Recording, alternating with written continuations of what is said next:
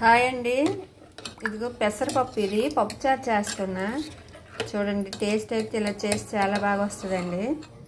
ముందుగా పప్పు ఇగో కుక్కర్లో వేసాను మెత్తగా ఉడికేలాగా. చింతపండు సరిపడా నానబెట్టేసాను. ఇగో ఆయిల్ వేసాను కళాయిలో. ఇప్పుడు పోపు వేస్తున్నా. ముందు ఆయిల్ వేడెక్కిందండి. ఇప్పుడు మెంతులు, ఆవాలు, జీలకర్ర అండి ఇప్పుడు వేసాను. ఎండుమిర్చి, ఉల్లిపాయలు. ఇదండి ఉల్లిపాయలు కొంచెం వేగినవి. పచ్చిమిర్చి, అల్లము, వెల్లుల్లిపాయ అండి ఇది.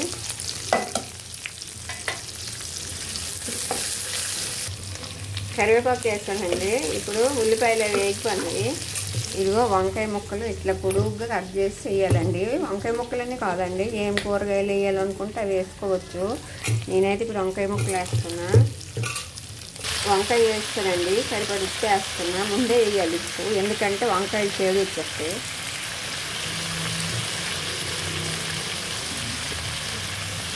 పసుపు,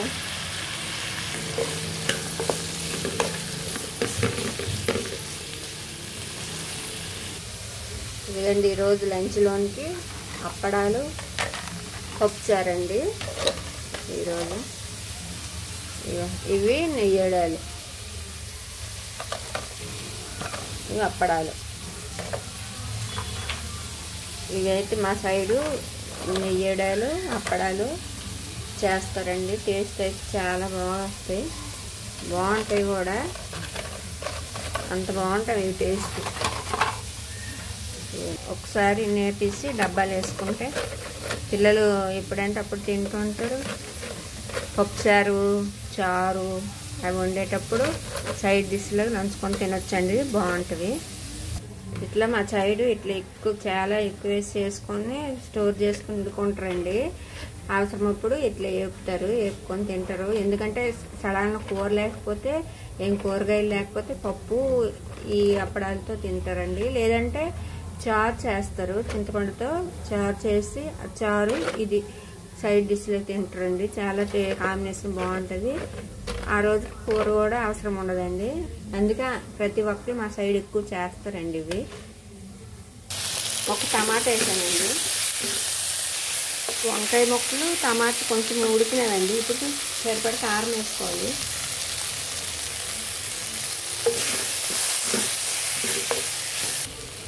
ఇదిగో చింతపండు పులుసు వేస్తానండి.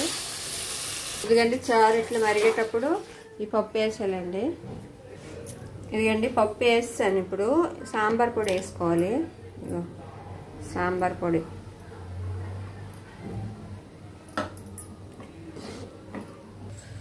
ఇంగ కూడా వేయాలండి. కొంచెం ఒక చిటికెడు ఇంగ వేయాలి. ఇంగ వేస్తాను. ఇది ఇప్పుడు బాగా మరగాలండి పప్పుచారు.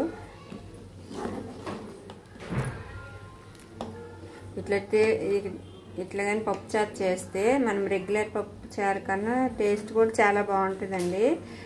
ఇడ్లీకి చాలా బాగుంటుంది. ఇడ్లీకి కూడా, ఇడ్లీతో తినొచ్చు, రైస్తో తినొచ్చు, అంత బాగుంటుంది. ఇది పెసరపప్పు అండి, పెసరపప్పుతో చేశాను.